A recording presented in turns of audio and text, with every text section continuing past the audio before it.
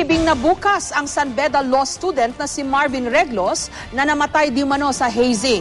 Dumulog naman kanina sa Department of Justice ang isa pa di umanong biktima na nakasama raw ni Marvin sa initiation rites. Samantala, 10 pang mga miyembro ng Lambda Rho Beta Fraternity ang sinampahan ng kasong murder kaugnay ng anti-hazing law.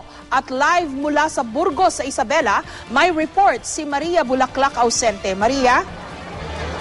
Yes, Jessica, ngayong gabi na nga ang huling gabi ng lamay para kay Marvin Reglos, ang first-year law student ng San Beda na namatay di umano dahil sa hazing.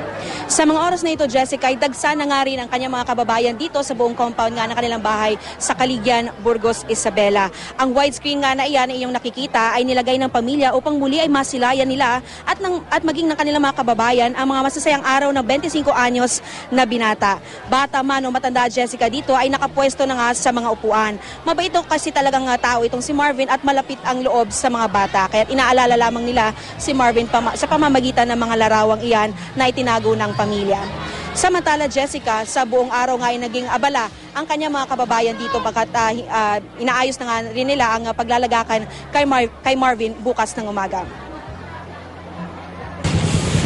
Maaga pa lang, voluntaryong naglinis ang mga kapitbahay ng pamilya Reglos sa loob at labas ng simbahan para sa gagawing necrological service bukas ng umaga para kay Marvin Reglos, ang freshman law student ng San Beda College na namatay dahil umano sa hazing.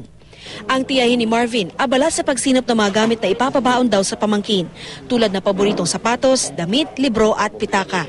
Tradisyon daw kasi ito ng kanilang pamilya. Ang inang si Mirna sa masasayang alaala ng anak humuhugot ng katatagan. Maganda ang ginawa mo. Lahat ng sinabi ni Mami. O, tingnan mo yung mga kapatid mo. When may, oo may, puro oo may lang. Nung nandun ako sa Korea, ni minsan hindi ka man lang nagpabili, kahit na ano, anak. Upang maibsan daw ang lungkot, iisipin na lang daw nilang ng ibang bansa lang si Marvin. Ang ating marunong. Nagbakasyon na sa malayo. Nag-abroad na ang aking anak. Anak, nag-abroad ka na. Yun na lang yung iniisip niyo po. Oo. Kanina, ibinigay na rin sa pamilya Reglos ang kopya ng Resolution No. 71 na ipinasa ng Sangguniang Panlalawigan ng Isabela. Kasabay ng pakikiramay, kinukondina ng sanggunian ang karahasan sa hazing na ikinamatay umano ni Marvin.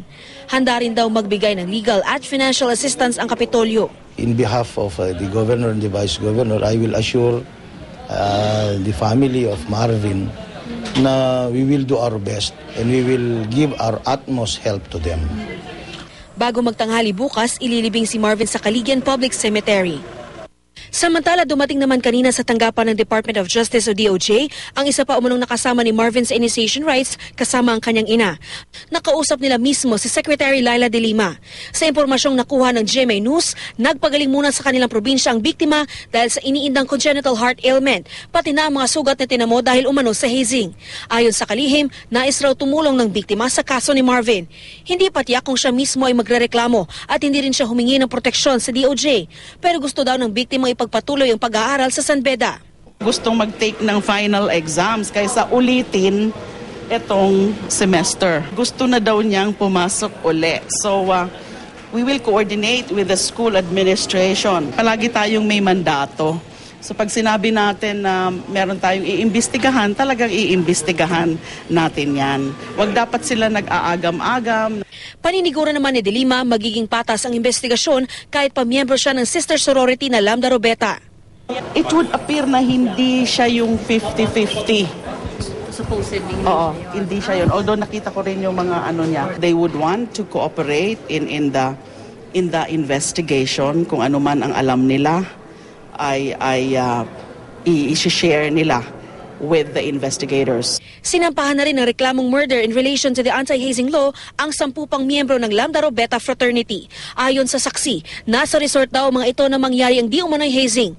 Kabilang sa mga kinasuhan ng Grand Rowan na si Eduardo Escobar II na may-ari ng coaching nagdala kay Reglos sa ospital. Talagang kasama yun. Siya ang Grand Rowan eh. Kinasuhan din sina John Carlo Aguito, Glenn Gerard Recafranca, Kevin Jordan Mendoza, Norman Espinosa, Marco Ampil, Kelvin Brian Pe at Israel Cruz, pati ang isang Christian Adobo na umunoy nagpa-reserve at nagbayad sa resort. kabilang din ang humigit kumulang sa 5 John Does. Kasama rin sa reklamo si Attorney Dino Robert de Leon, isa raw sa mga abogado sa Office of the Solicitor General na nakita umano sa resort ng initiation. Itong sinasabi nilang pinaka-advisor ay nandun po mismo sa hazing po. Ito po yung tinatawag nilang si Attorney Dino po. Ano suot niya? Paano siya nalaman siya yun? Ang nabanggit lang po ng testigo, siya po ay napagkakilanlan na siya po yung nakasuot na puti. Tumanging magbigay ng pahayag si De Leon hanggat hindi pa raw niya nakikita ang charge sheet. Hinihiling naman ng pamilya Reglos na ipasabpina ng piskalya ang 2 nakasama umano ni Marvin sa initiation rights. I-request po talaga namin na particular dun sa kung sino man ang mag-iimbestiga nito na ipasabpina ito bilang mga testigo po ng Estado para po mabigyan linaw kung ano yung nangyari sa kanila at kung ano yung kanilang partisipasyon sa nasabing hazing. At kung sino po yung mga may kagagawan at yung mga nandoon po sa pinangyarihan. Samantala, Jessica, ayon naman dito sa pamilya, posible naman daw magkakaroon pa ng 3rd batch ng mga kakasuhan. Ayon na rin sa pulisya, tuloy lang daw ang investigasyon sino man ang tamaan. At nitong gabi nga lang, Jessica, ay dumalaw dito sa bahay ng pamilya ng mga Reglos, si Ginong Martin Dino, ang chairman ng Violence Against Crime and Corruption o VICC. Tutulong daw ito sa pagtutok sa kaso. Ayaw daw nilang matulad ang kaso ni Marvin sa iba pa na tila ay nalimutan na. Ang suwestyon pa nga nito, Jessica, ay total banning ng any form of physical contact sa mga sasali sa organisasyon. Bakit hindi nga lang daw gawing makabuluhan ang pagsali tulad kung papahirapan nga daw talaga ang isang gagawing neophyte na magiging miyembro ng isang organization, gawin na lang daw na magtanim halimbawa ng 100 puno upang makatulong pa sa kalikasan. Jessica? Okay, Maria, tukoy ba ng pamilya Reglos yung mga bukod kay Secretary De Lima, no, na alam na ng marami na miyembro ng sorority ng Lambda Rho Beta. Pero ang pamilya ba, tukoy pa ba nila yung iba pang mga miyembro ng fraternity na ito na nasa mga matataas ding pwesto ng gobyerno na maaring makaapekto o makaimpluwensya dito sa kaso?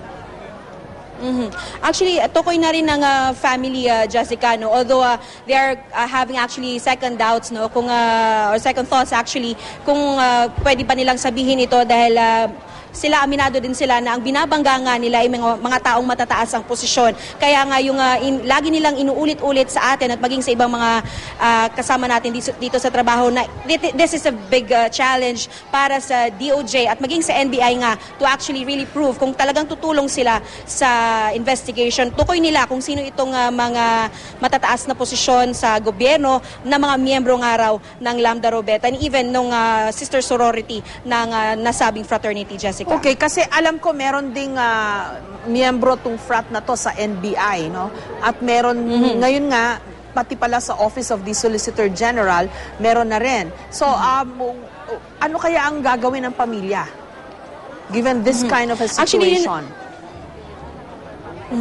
Yun nga ang naglalagay ng doubts doon sa thoughts ng family, no?